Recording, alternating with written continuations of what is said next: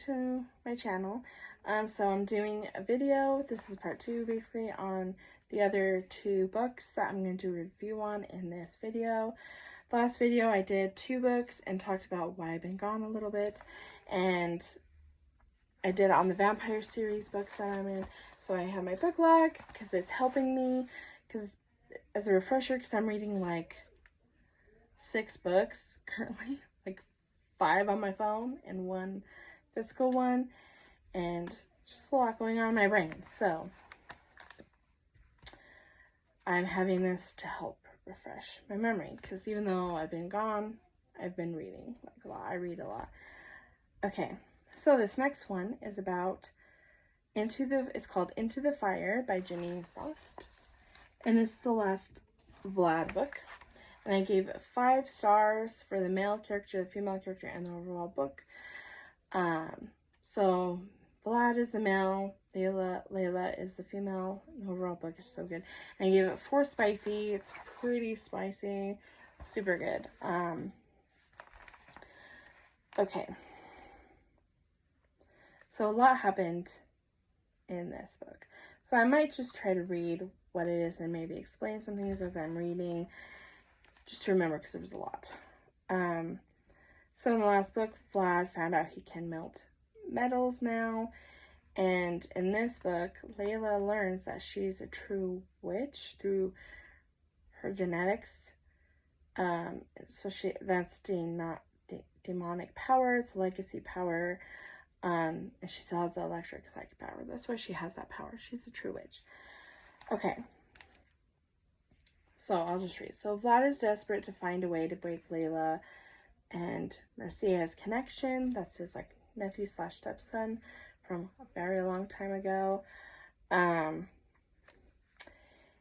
they're connected because he put like this curse on her, tried to have her kill herself, and she never did. And she kept somehow living through it, and it connected them. So now they gotta find how to break that connection. He pretends to kill Samir in order to get things ready to fool others that he killed Mencherez. He didn't kill Mencherez, but he was supposed to kill Mencherez to show his loyalty so that people wouldn't kill Mercia to kill Layla to get him to do what he wants. He had it videoed that he was killing Mencherez, but he didn't. He lied to everyone, said I went to kill Samir, but he just went and got everything ready to make it fake look like he killed Mencherez, but he didn't. It was fake. He learns about demons and that Layla is a witch. Learns Layla could transfer her power and connection to Gretchen. So the connection to Mercia and like her legacy power she can transfer to her sister Gretchen, but it has to be passed on to family member. He's cursed and is reliving seeing Layla get fake raped over and over and over, but she saves him and traps Necromancer. So there's like this whole fight scene where he's like cursed and she has to help break him out of that through her like psychic powers, and she also trapped necromancers and they got information out of them. Then Ian, okay, I'll get to that part. Okay, and then this, let's see, she's connected flesh to flesh, blood to blood to Mercia, and he keeps torturing her, but then Mercia is captured by Imhotep's necromancer followers. They learn that Mercia is connected to Layla, and they use that to control Vlad to try to get him to kill Mencherez. And they do this to start a war among the 2 lines, Tepesh lines and Bones lines, because Bones and Mencherez are co-rulers for their lines. So they can stop it and get lodged. So they want to start this war so the necromancers can stop it using their magic, so they can get the vampire laws changed against magic. Just kind of selfish. Marty gets killed in this, and it's so sad, but Marty and her Layla get to say goodbye. He comes back as a ghost.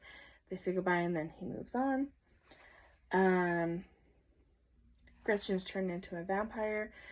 Maximus turned her because she wanted this for a long time. He'd been protecting her. And he's like, okay, I'll do it. And Vlad wants her to, like, transfer everything, the legacy power and the connection to Gretchen, because he doesn't really care what happens to Gretchen. But she's like, I care, she's my sister, so I'm not going to do that. Even though Gretchen wants it. She wants all that power. She wants to be a vampire. She wants the legacy power. She wants all this. She wants all this power because she's jealous of her sister. And she wants what her sister has. And she wants to find someone powerful. And she knows she needs to be, like, something special to find someone powerful. But her sister's not going to transfer it to her because she's not the person to hold it. And they learn all this from, like, their, like, really old grandma that's, like, a vampire that's really old, that she transferred her legacy power and that she was saved by, like, her vampire lover and turned into a vampire, so that's why she's still around. And Layla learns that her mother saved her life. When she was electrocuted, she transferred the power to her, and that's why she didn't die, and that's why her power transferred as it is. It's what she needed to survive. It's very powerful magic. Yeah, Layla learns she is a true witch, and her mom transferred, yeah, like I said, the legacy power when she touched the power line.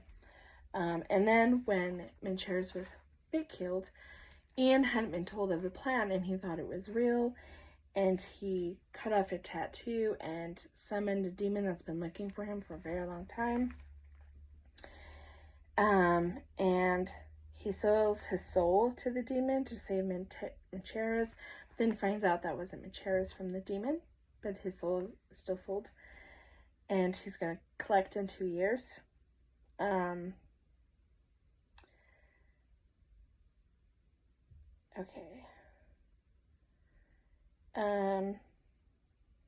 Okay, and they save Mercia and take him home to keep him and Layla safe.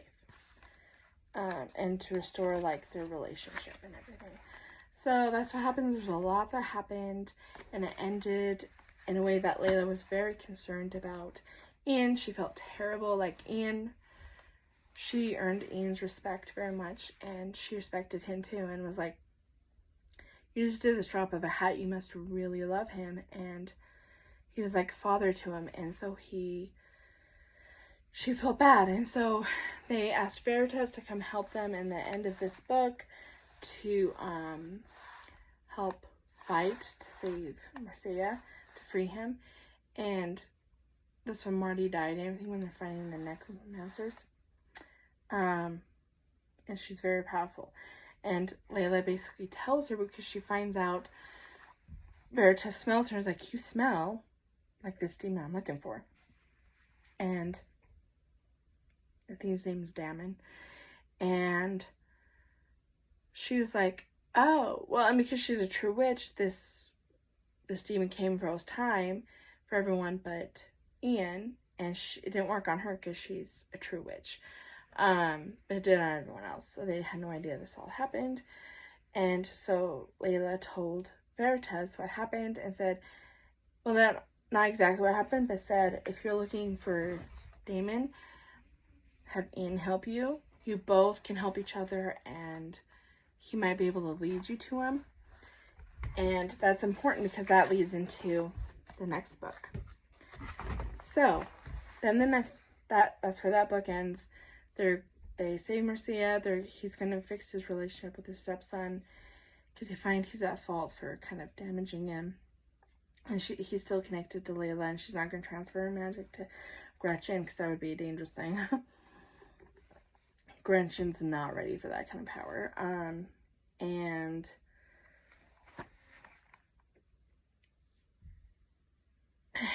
anyway, and so that's where that ends. So then this next book is called Shades of Wicked by Jeaniene Frost. There it is. And I gave it a 3 spicy. It was still spicy, but not as spicy as some of the other books. I gave the male character a 3, which is Ian. I like him better in this book than the past books. With Cat and Bones and stuff, he's just so annoying in those books. And even the Vlad book, he was like real annoying. But I started liking him a little bit better in that book too.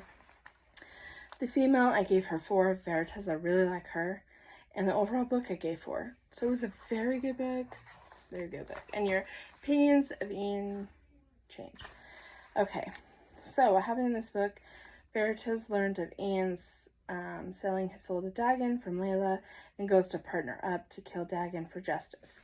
Dagon basically does something really bad, but I'm not going to spoil it. I want you to read it and find out what he did, of why she wants justice. Ian was marked by Dagon, sold his soul to St. Mancheras, but was tricked. And it's only 2 years until his soul was collected. Veritas showed up, partners with Ian to kill Dagon. Ian shows how cunning, strong, and a ferocious fighter, amazing at magic, and incredibly loyal he is to her. He learns Veritas' secrets and knows she is his. And they learn all this stuff about each other, and they really like each other. And he learns that Veritas is half god. Her father is a warden river fairy god and half human. She was turned into a vampire by Tenok. Dagon held her for 2 decades, killing her and many humans over and over and over. Her over and over, but the other humans, they killed them, but she was killed and brought back. And she later finds out she was brought back because of her father, not because of her own power. But Dagon didn't even know that. And her father, the warden, sent Tenok to go after her, to save her from Dagon. And that's when he turned her and became like a father to her. And so when he died, it like destroyed her, but she wants justice for all the souls Dagon killed. And for killing her over and over. And then when they're getting an item, which turns out to be like a sacred animal that makes, like, it's like the demon blood that makes vampires high. It's the source. They run into like one of her friend's ex-lovers that's also like a police, but she's like the vampire police, but she's also like obsessed with Veritas, and she's actually been following her.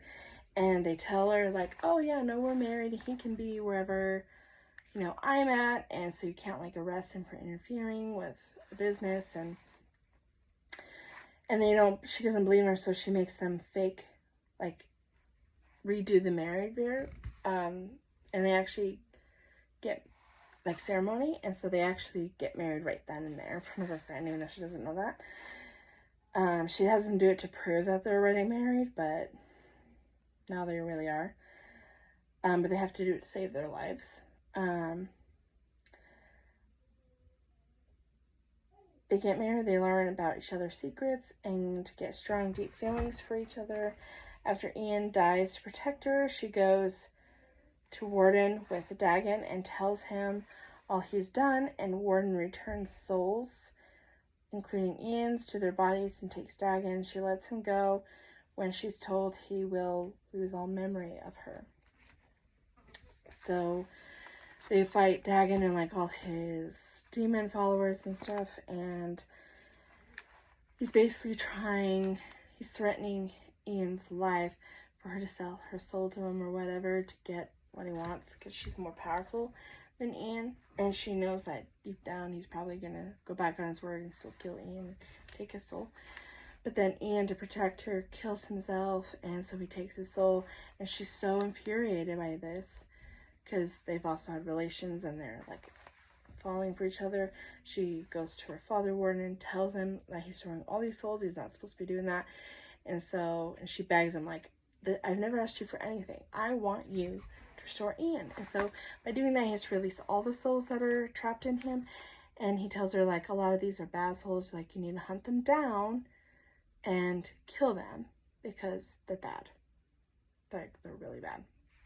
She's like, okay, I will do that. I'll be responsible. He's like, but they're not going to remember anything. I did this because of all these bad souls. I made it so they won't remember, so Ian won't remember. And she's like heartbroken, but she's getting ready to, like, she tells Bones when he shows up, and because Ian contacted him and everything to try to save her, but when they show up, she's like, don't worry about me. This is kind of what happened. Set him up in this thing because he won't remember anything. And, but when he does, he knows someone is missing, and he keeps, like, hearing her voice in his head and things that Bones or someone else is saying, like, it triggers memories of things that she said. And that's when the Warden shows up and sees that, and he's like, where is she? And he's not afraid of the Warden like Bones is, because he's already seen them, and he's learned about him through Veritas, even though he doesn't remember all the memories, and he asks for the memories back. And then after that, he goes to find her at the end of the book. And what he says at the end of the book, Bones like, where are you going? He's like, I'm going to find my wife. And I love that part. Like, and the Warden was pleased and gave him back his memories, because his feelings for her showed that they were deep enough that he knew someone was missing. That was important. And so that's why he gave back some of his memories. He didn't give them all back, but he gave them enough. He's like, I'm going to go find her and have her tell me everything.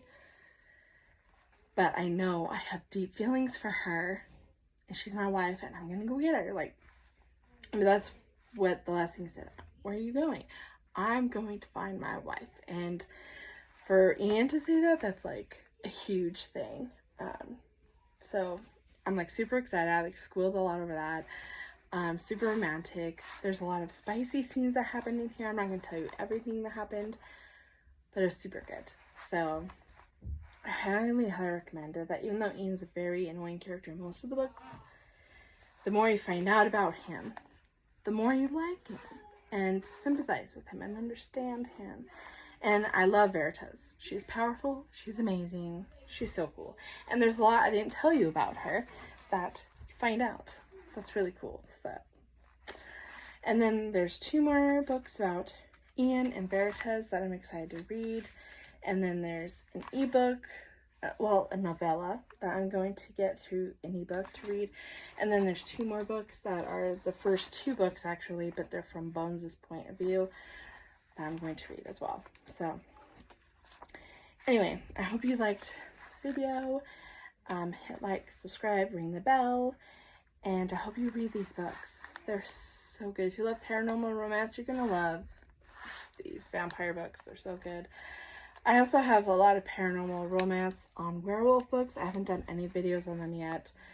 But I have got like 6 werewolf books that I've read and logged. And then one I'm reading right now that's like the spin-off series. And then off of those books. And then I also have 2 more new werewolf ones that I'm starting and reading. One's a book of 3. And yeah, I don't know. It's a whole thing. So I'm going to make other videos on those books as well. So anyway, stay tuned for those. And I hope you like this video. I hope you read these books. They're super good. Thanks. Bye, guys.